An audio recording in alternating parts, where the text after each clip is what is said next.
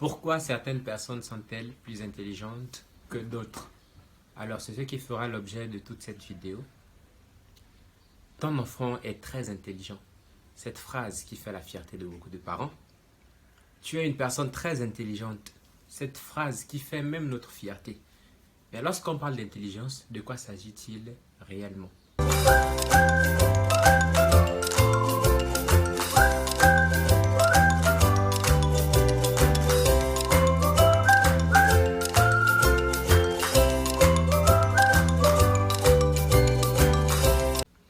Alors, lorsqu'on entend le mot intelligent, lorsqu'on entend l'expression intelligente, une personne intelligente, on a toujours tendance à penser à celle-là qui a fait de longues études, à celle-là qui a des diplômes, qui est dans une université prestigieuse. On a toujours tendance à penser à cette personne-là qui a d'excellentes notes à l'école. Mais est-ce que c'est seulement dans ce domaine-là que se limite l'intelligence? Parce qu'on n'a pas tendance à aller au-delà de cela. Il y a un psychologue américain appelé Howard Gardner qui avait fait une étude, qui a réalisé une étude sur les intelligences multiples. Alors, tout au long de cette vidéo, c'est ce qui sera développé. Déjà, retenez que chaque personne est intelligente. Tout le monde est intelligent. Mais nos intelligences ne se manifestent pas, ou plutôt ne sont pas exprimées de la même façon, de la même manière. Il y a 8 formes d'intelligence. 8 principales formes d'intelligence. Nous allons les développer. Premièrement, il y a l'intelligence mathématique. C'est quoi l'intelligence mathématique? Nous avons tous un ami, un proche, une connaissance qui est très doué en maths, qui est très à l'aise en matière de mathématiques. L'intelligence mathématique, c'est cette capacité-là à manipuler les nombres, jouer avec les chiffres, les calculs, ça, on est à l'aise. Et c'est plus utilisé dans le domaine des sciences, dans le domaine de la médecine également. Donc, une personne peut avoir une intelligence mathématique simplement. Une personne peut être intelligente sans pourtant avoir une intelligence mathématique ou logique développée. Le deuxième type d'intelligence que nous avons, c'est l'intelligence verbale ou linguistique. C'est quoi l'intelligence verbale ou linguistique? C'est cette aptitude-là à manipuler les mots, à comprendre le sens de mots et à pouvoir exprimer ce que l'on pense à travers les mots. Cette facilité-là que nous avons à pouvoir jouer avec les mots, cette éloquence que certaines personnes ont. Et ce n'est pas seulement dans les dissertations et autres, non.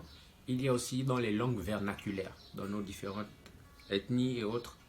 Nous avons ces personnes-là qui sont très douées pour parler les langues maternelles, les langues étrangères, bon, je veux dire les langues occidentales, les langues asiatiques, l'anglais, l'espagnol et toute autre langue. Dans ce domaine-là, l'intelligence mise en exergue, c'est l'intelligence verbale ou linguistique. Elle est plus utilisée dans certains domaines, comme dans le domaine du droit, chez les avocats, chez les poètes, chez les écrivains et autres personnes encore. Nous avons également l'intelligence musicale ou rythmique. Alors, c'est quoi l'intelligence musicale ou rythmique? C'est cette aptitude-là de pouvoir deviner, on va dire quoi? Deviner des notes dans une chanson, de pouvoir créer, reproduire même ces notes-là, de pouvoir jouer un instrument de musique, de pouvoir créer des mélodies. Cette intelligence est très souvent présente chez des musiciens, chez des compositeurs également. Voilà, des personnes qui composent des chants, des personnes qui jouent au piano, qui jouent à la guitare et autres instruments. En plus de l'intelligence musicale, nous avons l'intelligence visuelle. Alors, c'est quoi l'intelligence visuelle?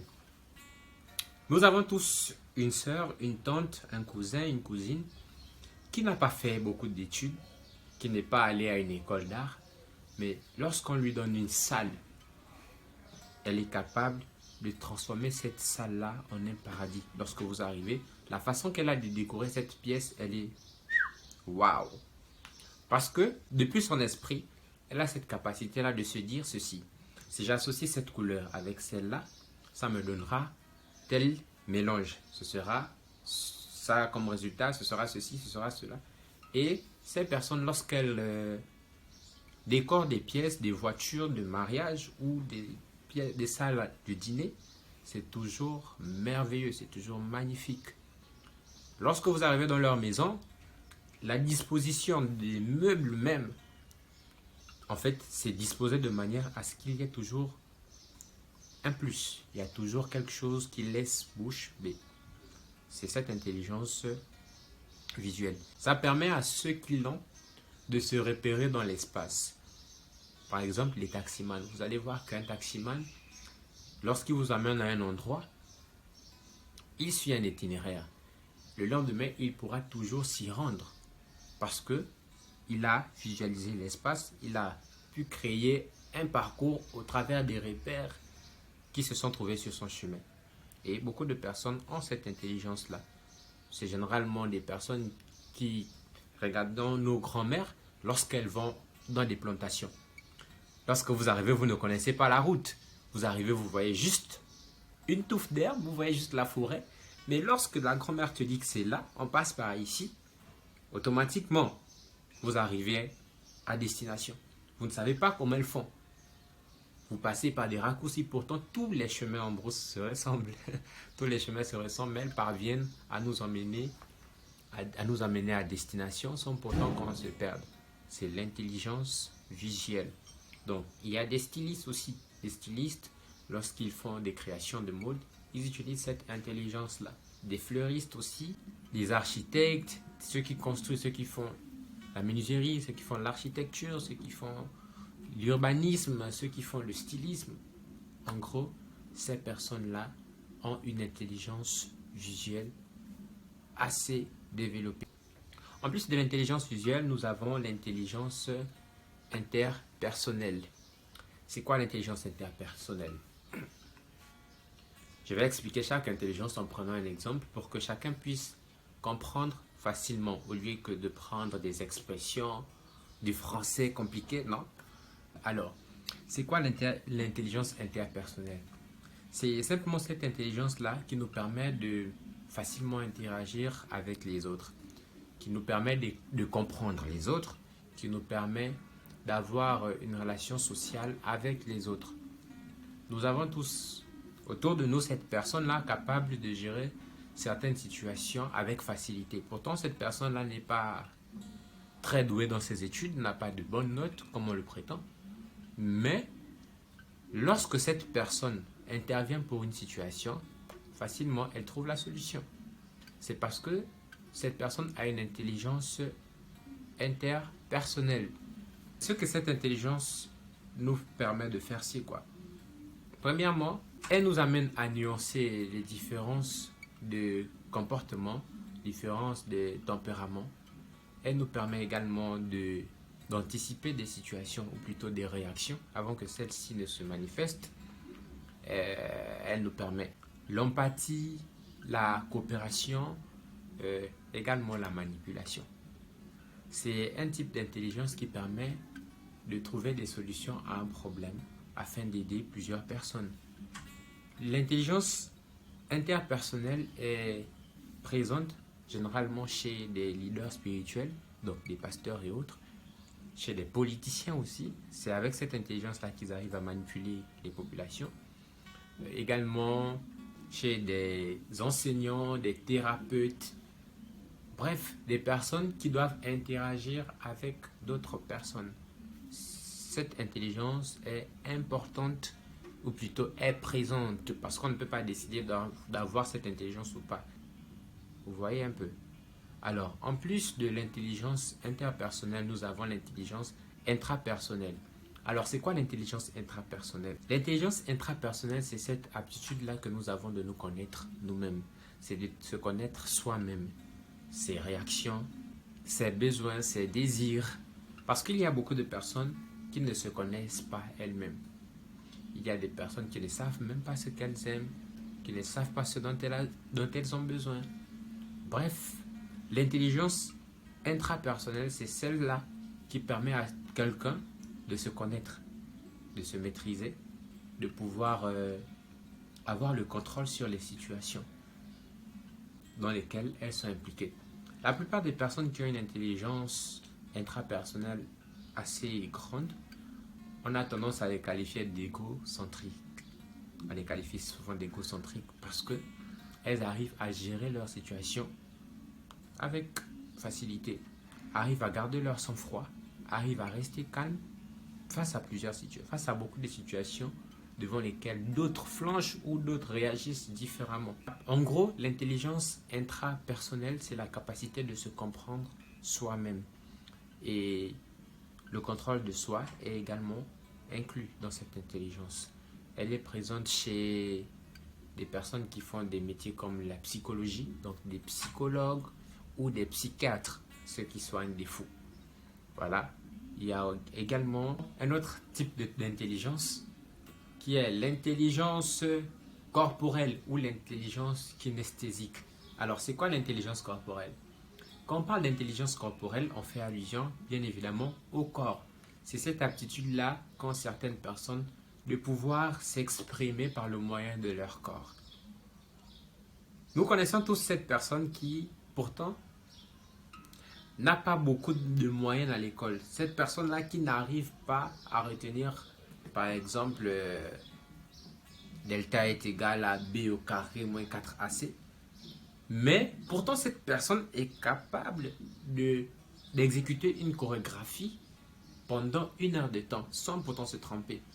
N'est-ce pas que c'est incroyable? Donc, ces personnes-là arrivent à retenir des chorégraphies, mais pourtant n'arrivent pas à retenir leurs cours. C'est parce que ce n'est pas la même forme d'intelligence qui est mise en exergue. Cette intelligence est souvent présente chez des danseurs, chez des personnes qui exécutent des métiers, en tout cas qui nécessitent le corps, donc des sportifs en particulier. Maintenant, il est à savoir aussi que l'intelligence corporelle est l'une des intelligences qui nécessite de l'exercice. C'est-à-dire que vous ne pouvez pas devenir un grand sportif si vous ne vous exercez pas. Vous ne pouvez pas devenir un grand danseur si vous ne vous exercez pas. Donc, ce n'est pas parce que vous avez une intelligence corporelle que vous saurez danser. Non, vous allez devoir travailler pour pouvoir arriver à vos fins. En plus de l'intelligence corporelle, nous avons l'intelligence naturaliste. Alors, c'est quoi l'intelligence naturaliste? Nous connaissons tous une personne qui, pourtant, elle n'est pas allée dans une école d'agriculture ou dans une école d'art ou quelque chose du genre. Mais pourtant, lorsqu'elle prend une pelle, un peu de terre et quelques grains, elle arrive à faire une forêt. Vous voyez? Ces personnes ont généralement la main verte. Tout ce qu'elles plantent arrive à pousser. Elles sont très douées pour faire des jardins. Elles sont douées pour faire des plantations. Partout où elles plantent, ça donne quelque chose de merveilleux. Ces personnes ont une intelligence naturaliste. On retrouve cela chez des jardiniers, chez nos grands-mères également. Elles ont cette même intelligence-là qui arrive à faire des plantations dans nos pays. Également, des personnes qui arrivent à faire de l'élevage. Elles prennent une vache, un taureau et boum, elles ont une ferme au bout de quelques années. Les personnes qui ont une intelligence naturaliste sont capables de faire de l'élevage sans problème, sont capables de faire des jardins, des plantations sans problème.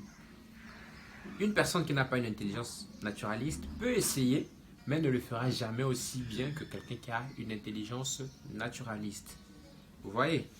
Donc ces personnes-là peuvent exercer des métiers des zoologues, peuvent exercer des métiers de jardiniers, des métiers d'agriculteurs. Vous voyez? En plus de l'intelligence naturaliste, il y a une forme d'intelligence qui n'est pas vraiment prise en compte. C'est l'intelligence existentielle, autrement appelée l'intelligence spirituelle. Alors, l'intelligence spirituelle, c'est quoi? Nous connaissons ces personnes-là très douées en ce qui concerne le questionnement, qui concerne la spiritualité. Ces personnes arrivent à faire des choses que nous ne comprenons pas, arrivent à maîtriser des domaines que nous ne connaissons pas, que nous ne comprenons pas. Généralement, ces personnes sont des initiés ces personnes sont des maîtres spirituels. Ces personnes ont une connaissance sur l'existence qui nous échappe, nous. Ça veut dire qu'on peut faire des études, des théologies, on peut faire toute forme d'études, mais nous ne comprendrons jamais les choses comme ces personnes qui ont l'intelligence spirituelle. Vous voyez? Donc, c'est aussi une forme d'intelligence, mais elle n'est pas vraiment comptée parmi les 8 formes. Donc, elle est plus une neuvième que comptée parmi les 8. Donc, pour revenir sur les intelligences, comme je disais, nous en avons 8 principales. Intelligence mathématique ou logique, intelligence verbale ou linguistique, intelligence musicale, intelligence visuelle ou spatiale, intelligence interpersonnelle, intelligence intrapersonnelle, intelligence, je ne sais pas si j'ai cité musicale. Bon bref, j'ai déjà tout cité. Voilà pour ce qui concerne les formes d'intelligence. Tout le monde est intelligent. Tout le monde est intelligent, mais nous ne le sommes pas dans les mêmes domaines. Vous voyez? Aujourd'hui, la société définit l'intelligence tellement mal que ça devient conflictuel. Aujourd'hui, quelqu'un arrive à déterminer que X est plus intelligent que moi parce qu'elle a des meilleures notes que moi. Non, ce n'est pas ça l'intelligence. Le système scolaire, il est établi de sorte à ce que deux intelligences soient mises en exergue. L'intelligence verbale et l'intelligence mathématique. Vous avez de bonnes notes en maths, vous avez de bonnes notes en français. Allez, vous êtes considéré comme un élève intelligent. Tout tourne autour de mathématiques et français. Vous voyez? Mathématiques et les langues. Or, il y a bien d'autres domaines. Il y a des élèves qui sont doués dans autre chose. Mais c'est parce que nos parents se disent, bon, un élève, une personne intelligente, c'est celle-là qui doit apporter de bonnes moyennes. Et voilà, c'est tout. Vous voyez, le système scolaire, je vais prendre l'exemple d'Einstein. Einstein disait ceci, Albert Einstein, un scientifique très célèbre, il disait ceci que si on juge un poisson à sa capacité à grimper aux arbres, il pensera toute sa vie qu'il est stupide. Je vais un peu expliquer cette phrase-là pour ceux qui ne comprennent pas. On va remplacer le poisson, on va prendre la vie en général. L'école. L'école, c'est comme quoi? On prend une course, on met un chien, un singe et une tortue marine. Et on place une ligne. L'arbitre, c'est le système scolaire. Et on demande aux animaux, on montre un arbre au loin et on dit, le plus intelligent d'entre vous sera celui qui parviendra à grimper à l'arbre. L'arbre, c'est la fin du cycle universitaire et autres. Les animaux vont courir, la tortue sera lente. Même si elle arrive à l'arbre en premier, elle sera juste au pied de l'arbre. Elle ne pourra s'arrêter qu'au niveau où elle peut se tenir debout. La tortue ne saute pas. Elle se tiendra juste au pied de l'arbre et n'ira nulle part ailleurs. Le chien pourra essayer de bondir, mais il tombera toujours. Le singe, même s'il arrive après, il grimpera, il arrivera au bout de l'arbre. Et il sera dans son élément. Et même si le chien parvenait à grimper sur l'arbre, il ne serait jamais à l'aise. Vous voyez? Si la même course se déroule par terre, on exclut l'arbre, je ne crois pas que le singe ferait le poids face au chien. Le chien arriverait le premier, le singe peut-être en deuxième, la tortue en troisième position. Vous voyez que la donnée change. Lorsqu'il y avait l'arbre, le singe était le meilleur. Lorsqu'on enlève l'arbre, le chien est le meilleur. Mais si la même course se passe dans l'eau, on sait tous qui va gagner. La tortue, malgré qu'elle est lente sur terre, si on la met dans l'eau, il n'y a aucun animal des deux qui pourra arriver avant elle. Elle sera la première. Le chien. D'autant que tous les chiens savent nager. Donc, le chien, il nagera et il arrivera en deuxième position. En ce qui concerne le singe, peut-être il ne démarrera même pas la course. Il hésitera peut-être de peur de se noyer. Donc, vous voyez que ce n'est pas un système équitable pour déterminer que quelqu'un est plus intelligent que l'autre, qu'une personne est plus intelligente qu'une autre. Non. Nous tous, nous sommes intelligents. Nous tous, nous sommes intelligents. Ne pense jamais que je ne suis pas une personne intelligente parce que je n'ai pas eu la moyenne dans telle matière ou parce que je ne suis pas bon en maths. Ce n'est pas ton domaine. Ne pense pas que tu n'es pas intelligente parce que tu n'as pas eu la moyenne pendant un semestre. Non. C'est parce qu'on est dans un système où les personnes qui nous y envoient ont déterminé qu'une personne intelligente, c'est une personne qui a des diplômes, c'est une personne qui doit faire l'école, qui doit avoir de bonnes notes. C'est ce qui fait en sorte que nous pensons ainsi. Tu es une personne intelligente. Juste, tu n'es pas certainement dans le milieu où ton intelligence peut servir à quelque chose. Ok? Il est important de préciser une chose. Ce n'est pas parce que vous possédez tel ou tel type d'intelligence que ça fait de vous une experte dans l'art qui incombe cette intelligence. Je vais prendre un exemple. L'intelligence naturaliste. Ce n'est pas parce qu'une personne possède une intelligence naturaliste qu'elle est forcément experte en agriculture. Ce n'est pas parce qu'une personne possède une intelligence corporelle qu'elle est forcément une excellente danseuse. Non, il faut de la pratique, il faut apprendre, il faut s'exercer pour pouvoir développer davantage cette intelligence-là. Développer davantage votre intelligence. Vous pouvez alors voir parmi les 8 formes d'intelligence citées laquelle vous possédez. Aujourd'hui, vous ne pourrez plus dire facilement non, je suis bête, je ne suis pas intelligente, je ne suis pas ceci, je ne suis pas cela. Vous saurez juste quelle forme d'intelligence vous possédez. Il est vrai qu'il y a certaines personnes qui possèdent 3, 4, 5, voire même 7 formes d'intelligence en même temps. Ces personnes-là, on les qualifie souvent de surdoués, de génies, peu importe le nom qu'on trouve. Ce sont juste des personnes qui arrivent à utiliser au moins 5 formes d'intelligence à la fois. Vous pouvez également vous exercer. Ça ne veut pas dire que si vous avez une intelligence corporelle, vous ne pouvez pas développer l'art de s'exprimer, par exemple l'intelligence verbale. Non. Tout le monde possède les 8 formes d'intelligence, mais pas au même degré. Vous voyez?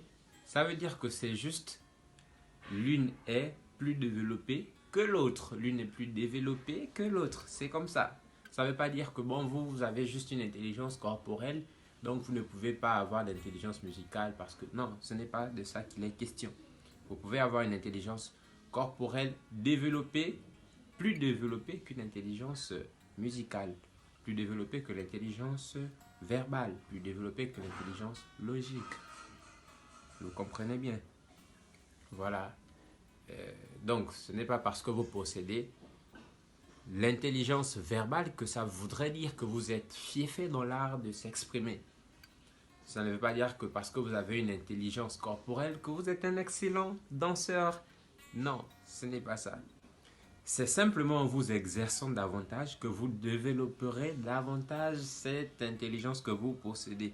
Ce n'est pas parce que vous l'avez qu'elle est acquise et que vous ne pouvez plus rien faire. Vous ne devez plus rien faire, vous devez juste vous asseoir et attendre que la connaissance s'installe. Non, ce n'est pas comme ça que ça marche. Voilà, donc apprenez, lisez, développez votre forme, votre type d'intelligence et devenez expert dans un domaine s'il le faut. Merci de m'avoir suivi. Merci. On se voit pour une prochaine vidéo. Alors, tu vas cliquer sur la cloche de notification pour pouvoir suivre mes prochaines vidéos. Et tu vas également t'abonner si tu as envie de suivre d'autres vidéos. Allez, ciao, prends soin de toi.